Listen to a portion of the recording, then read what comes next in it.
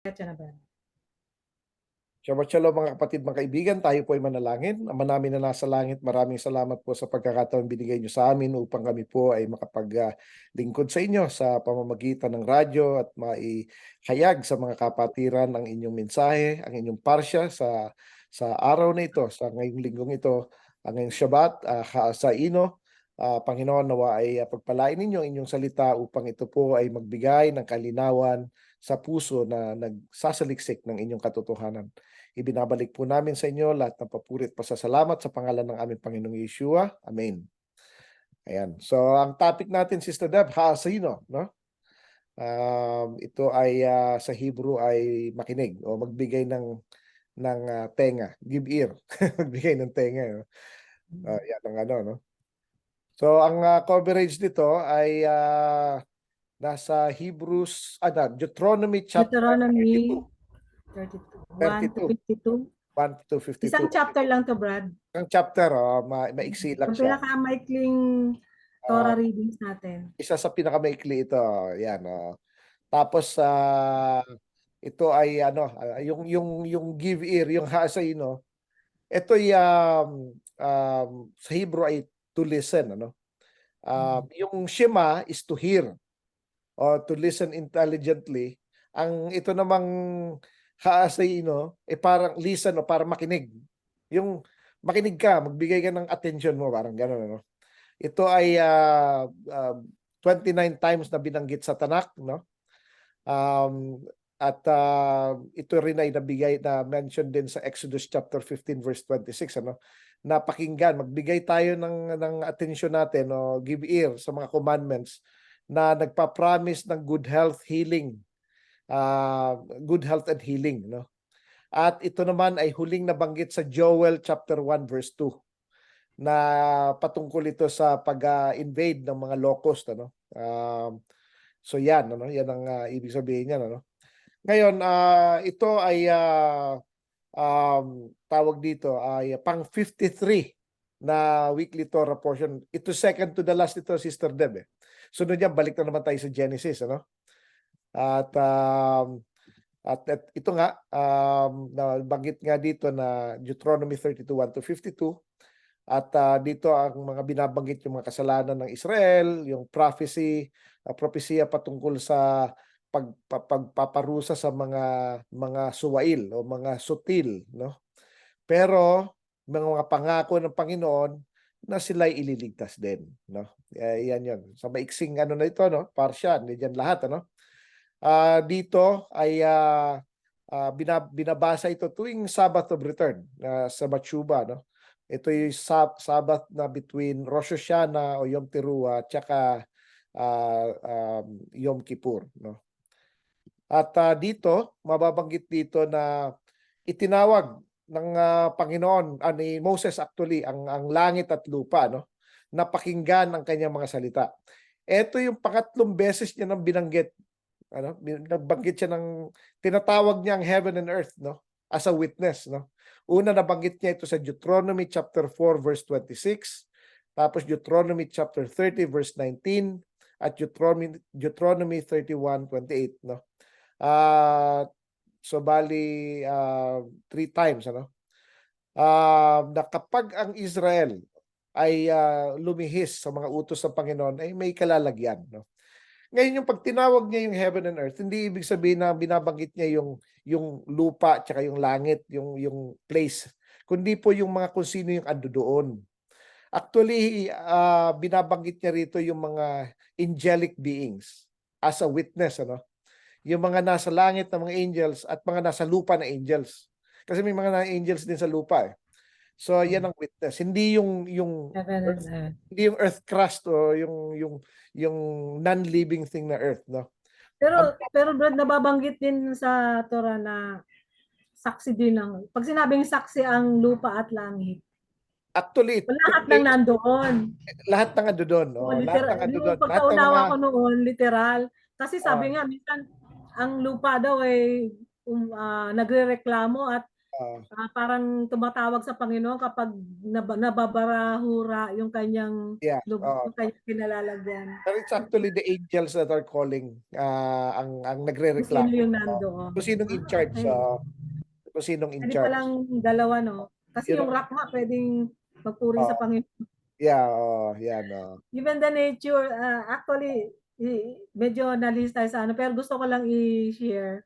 Oo. Sa lahat ng nakikita natin sa kapalibutan, lalo na yung mga yung nature, puno, mga halaman, ang lupa, ang mga rocks, lahat ng ito ay gumaganap ng kalooban ng Panginoon. Kahit Yes. ang mga hayop, lahat Yeah. ng ginagawa nila, kalooban ng Panginoon yun. Eh Yeah. lalong-lalo na pala Oo. tayo na talagang ginawa niya upang magbigay papuri at mag-glorify sa kanyang pangalan.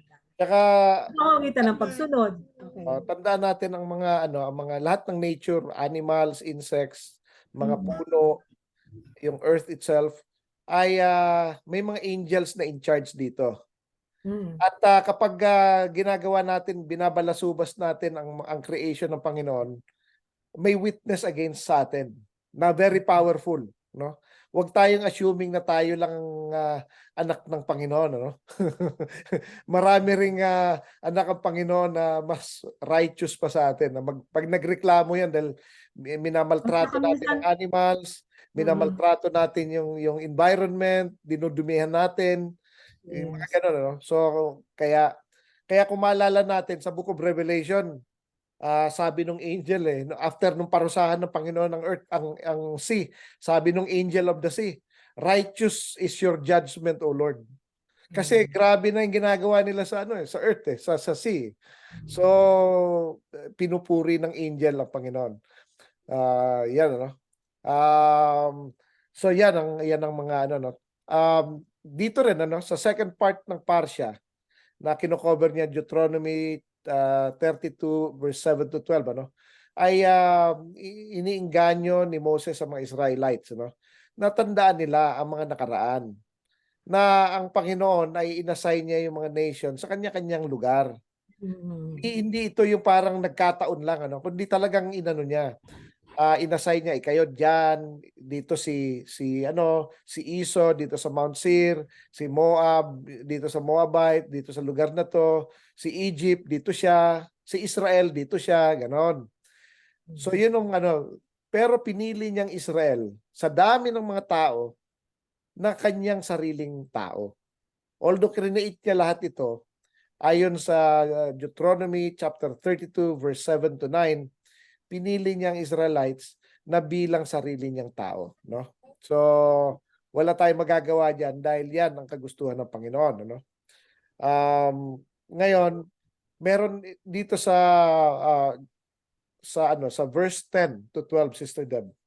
Mm. Dito binanggit yung isang misteryo patungkol kay Jacob, Sabi dito, ang Panginoon ay natagpuan si Jacob sa disyerto na kung saan ay ito'y wasteland Mm. at siya ay kanyang iginabayan at tinuruan at ginawa siyang paborito, apple of his eye. Tapos para daw siyang pinotektahan like an eagle, sabi ng Panginoon, at ang Panginoon mismo ang nag-lead sa kanya at walang Diyos-Diyosan na nakita sa kanya. So makita natin dito, Sister Deb, minsan hindi kasi tayo nagtatanong, si Jacob nung pinadala siya sa Haran, para mag-asawa. Bakit wala man lang siyang mga ginto, wala man lang siya pang dowry. Parang parang siya parang kawawa naman na pinagtrabahuan pa niya, di ba? Samantalang nung ipinadala ni Abraham Si yung Isaac. kanyang servant para sa maghanap ng asawa kay Isaac, may 10 camels. May 10 camels, may 10 servants, punong-puno ng goods. Si Isaac po, mga kapatid, mga kaibigan, mas mayaman pa kay Abraham. Kasi, bakit po? Dahil po yung kayamanan ni Abraham, pinamana lahat kay Isaac. Tapos, blines pa ito, minultiply pa ito ng Panginoon. Kaya lalong mas yumaman pa si Isaac. Mm. Tapos, wala man lang pinadala para kay Jacob. Walang nagtatanong, di ba? Oo. Pagdating ni Jacob, Yun yung kalagayan ni Jacob nung iyak time ng na iyak, yun. iyak ng iyak si Jacob. Parang kawawa naman, di ba? Aping-api. Wala man lang kadala, wala man lang kasama, wala man lang ano. Pero ang hindi po alam ng marami, si Jacob po ay inambush ni Eliphaz, no? Na anak ni Iso. Makikita po yan sa extra biblical writing sa Joshua chapter 29 verse 30 to 38. So ang ginawa ni Eliphaz ay kinuha niya kasi ano hindi naman ready si Jacob. Lumapit si Eliphaz, sabay tinutukan na niya ng ano, mga kasama niya. So ang ginawa ni Eliphaz, kinuha niya lahat ng provision kay Jacob para iwanan lang siya mag-isa para mamatay siya sa disyerto. Hindi naman namatay si Jacob. Actually, nabuhay pa nga eh. So, yun po, no? Kaya walang provision. Kaya nung naglalakad si Jacob tapos na mahinga siya at naginip siya na may Jacob's ladder, no? Na naginip siya. Nakita niya ang Panginoon, tapos may mga angels na umaakyat, may mga angels na bumababa. Kasi ito'y Shabbat, no? Ang mga angels nagpapalitan sila katulad ng mga priest sa temple ay sila ay umaalis. Tapos yung mga bagong ano naman bumababa kasi nagpapalitan nga, no. So hindi nagmamarcha na parang pasikat lang. Nakita niya kung anong nangyayari doon, ano. So ang ginawa ni Jacob, kung ano man yung naiwan pa sa kanya na oil, ang huling bagay na meron siya, inalay pa niya talaga sa Panginoon. Yun ang pinaka-best niya. Yun ang best niya and only thing. The only Kaya best mahal that siya he ng has. Panginoon eh. Kaya actually sinabi ni Jacob yan nung pabalik na siya pa galing sa after 20 years, nanalangin siya, sabi niya sa Panginoon, nag-cross ako sa Jordan River na tungkod lang ang dala ko. Ngayon meron na akong dalawang company. Talagang marami, dalawa, apat na company. Dami-dami na niya, animals, marami siyang anak. Apat yung kanyang asawa. So nagkataon hindi naman niya ginusto yun na set up lang siya. Pero anyways, marami siyang anak, marami siyang tauhan, marami siyang flocks. Napakadami. So blessed talaga siya ng Panginoon, ano. So iyan yun, ano. So dito natin makikita na yon yung istorya na yon. Tapos dito sa Deuteronomy 32 verse 13 to 18, dito ay nagsalita ang Panginoon kung paano niya ang ginawa o inilagay ang mga Israelitas sa taas ng highlands, ano. At para sila ay mamiesta sa mga bunga ng mundo, yung mga pagkain, yung mga masasarap na pagkain, mga milk, mga lamb, mga wheat, wine, lahat, ano. So talagang pinakain, sa madaling salita, blines ng Panginoon ng husto ang mga Israelitas. Pero tumaba, naging obese. So ibig sabihin umabuso sila, no? At sila ay naging abusado, kinalimutan nila ang Panginoon, at sila ay pumunta sa ibang mga Diyos-Diyosan at nagsasakripisyo na sila sa mga demonyo at mga hindi tunay na Panginoon, ano? Na ang tingin nila, nagsiserve sila sa Panginoon. Pero in reality, sa devil pala sila nagsiserve. So imaginein po natin yan, ano? Malabas, Brad, yung time na to, pag sila nagkakasala, nawawala sa practice nila yung pagbabasa ng Torah.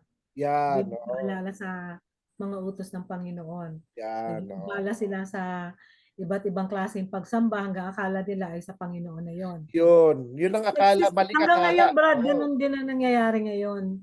Oo. Marami ang nakakakilala, marami ang gumagawa ng lahat ng pagsamba at pagpuri sa Panginoon, pero hindi nila totoong nasusunod yung Yun. kanyang kalooban. Yun ang nakakatakot. Kaya nga sabi ng Panginoon sa Matthew chapter 7 verse 21 to 23, marami ang tatawag sa akin Panginoon, Panginoon, pero hindi ko sila kilala. Sabi niya, Kahit sabi pa yung niya, nakakapagpagaling pala, o nakakapagaling, nakakapagpagaling, nagpo-prophet nakakapagpala ng demonyo, baliwala yun sa exercise pa. Panginoon. Wala yun, oh. Eh, Sabi doon, baliwala, hindi humayo tayo kayo mga mga gumagawa ng lawlessness. Pero yung word na lawlessness doon, Sister Deb, anomia sa Greek ang ginamit, ano. Mm. Ang ibig sabihin ng anomia, mga kapatid, mga kaibigan, is antinomian o anti-law. Ikaw ay kontra sa Kontra. batas. Oo. Mm. Hindi lang basta, hindi ka lang sa nagkasala dahil sa may na ginawa mo, no, kundi sinasabi mo pa sa iba na gawin din nila yung ginagawa mo. Oo, Hindi so na yun ang hindi na 'to ano, invalid na yung mga utos ng Panginoon sa yan, oo, Old Testament. Ngayon yun, na ginawa na ng Panginoong Yeshua lahat para sa atin. oo. Parang parang napakaano, ang hirap unawain ng gano'n na sobrang pagka-spoiled naman yung pagkagawa na Oo. naghirap ang Panginoon para sa'yo tapos hindi ka susunod. Parang, ginawa na niya, hindi ko na gagawin. Oo, Oo, kasi libre na, save na ako. So, masyadong naging confident na oo, nakakalimot na, hindi nila kung alalahanin nila, pabalik tayo dun sa nangyari din sa Israel mhm. na nakalimutan nila yung mga utos ng Panginoon, sumamba ng sumamba kung kani-kaninong Diyos na akala nila Diyosan, yung pa rin yung Diyos, yes, hanggang sa oo. tutong naligaw na sila at napahamak. Yan, oo.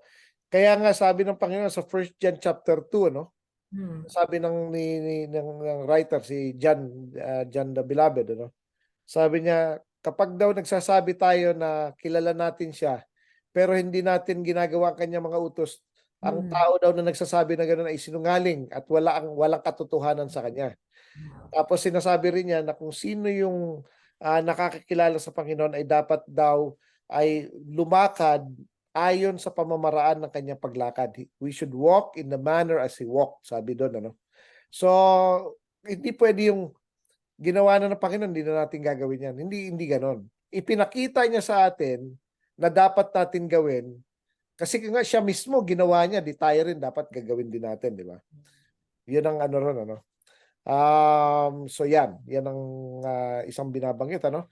Tapos, dito rin, ano, na binanggit din dito na ang pangako ng Panginoon sa mga sumusunod at, tumatangkilik ng kanyang, mga kautusan na at, dito, ano, sabi nga sa Isaiah chapter 58 verse 13 to 14, ano, kapag daw tayo ay, um, tawag dito, lumayo sa mga kasamaan at tayo'y nag-focus sa kanyang Sabbath, ano. At, ginagawa natin ang kanyang kung ano yung kagustuhan ng Panginoon sa kanyang banal na araw dun sa Sabbath na yun, 'no. At, tinatawag natin ito'y, kaaya-aya, it's a delight, ano, at ay banal at ito'y, honorable, ito'y, kabanalan ng Panginoon. Ay ino-honor daw natin siya at hindi natin ginagawa ang sarili nating pamamaraan, ano. So at, hindi natin hinahanap o ginagawa ang ating mga pleasure na sarili at hindi tayo nagsasalita ng sarili nating salita, kundi ang ating kagustuhan ay kung anong kagustuhan ng Panginoon. Ang gagawin daw niya, tayo'y isasakay niya sa papunta sa mataas na mga places, ano, high places, ano, ng mundo at pakakainin tayo kasama ng ano, yung pamana kay Jacob, ano, na na ating ama. At, ito nga isinalita ng Panginoon, 'no. So, Isaiah chapter 58 verse 13 to 14, ano. So, napakaimportante, ano, na gawin natin 'yan at, sa pang-apat na pagbabasa dito sa ano, sa parsya na 'to, Deuteronomy 32:19 to 28, kita natin dito nagalit ang Panginoon. At, talagang galit siya sa mga idols. Galit siya, galit talaga ang Panginoon. Ayaw na ayaw niya, 'no. So, 'wag po natin siyang galitin, 'no. Ang mga idols hindi lang po ito yung mga ribu-rebulto, hindi lang 'yun, kundi pati ang kahit anong bagay na inilalagay natin una kaysa sa Panginoon. Trabaho, pera, pamilya, o kung ano pa man 'yan.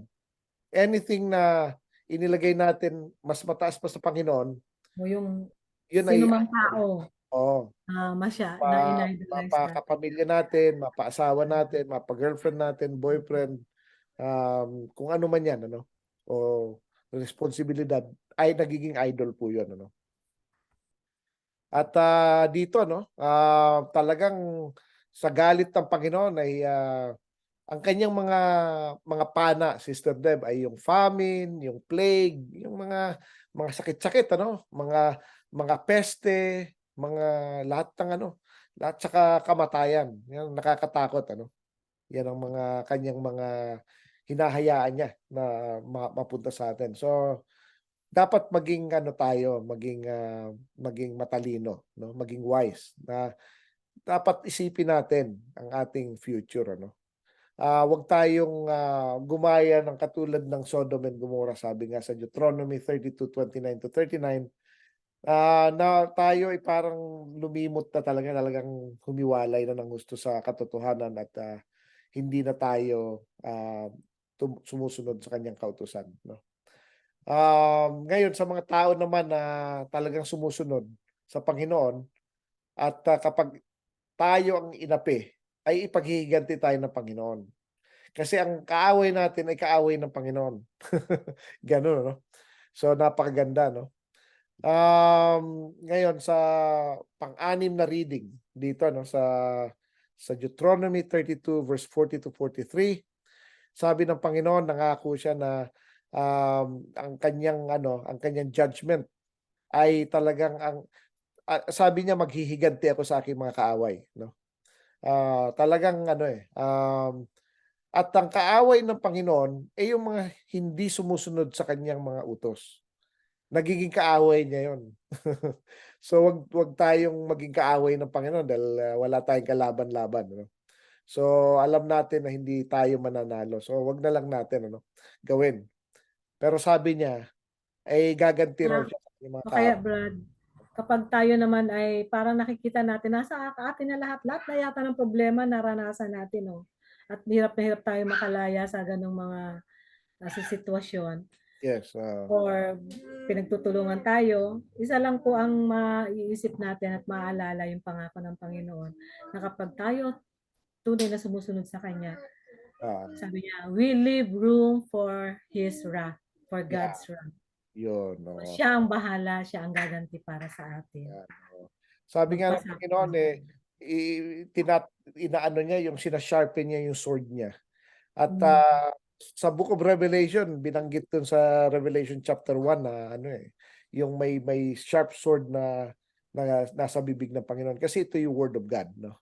hmm. Nabanggit din ito sa Revelation 19:11 to Describe yun 16. sa kanya. Oo, so ito'y ano, ah, pangalan nito, ito'y, puwedeng magamit natin, sa kaaway natin o ito'y magamit sa atin kung hindi tayo sumusunod sa utos ng Panginoon. So, Hindi na gagamitin niya sa atin. yun ang gagamitin sa Sa atin, mga hindi sumusunod, oo. oo.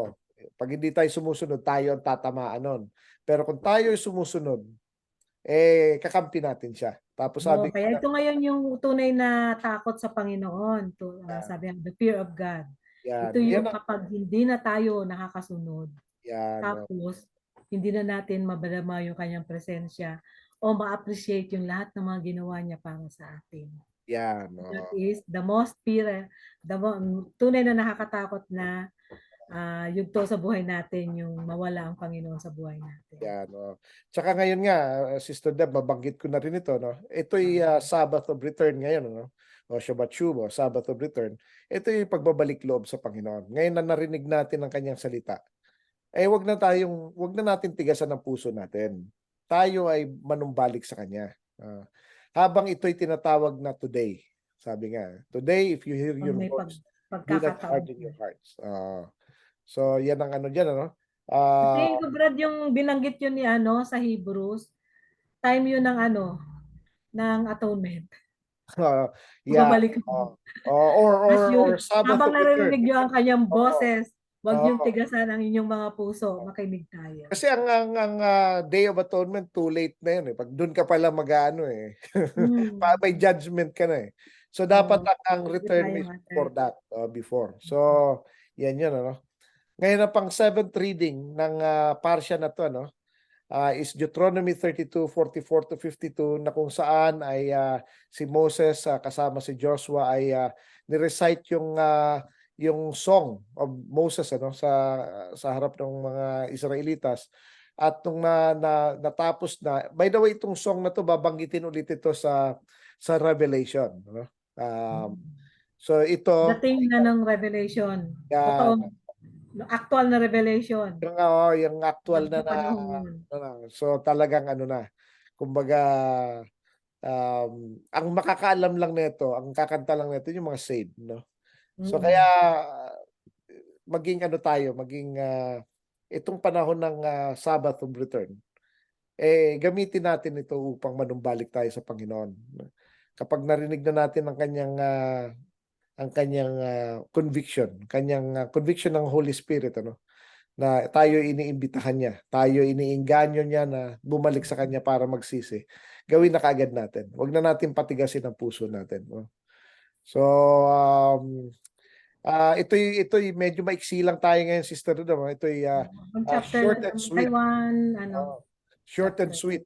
Kasi para mabigyan natin ng mga sarili natin, ng mga kapatiran natin, ng pagkakataon na makapagmuni-muni, no? Yeah.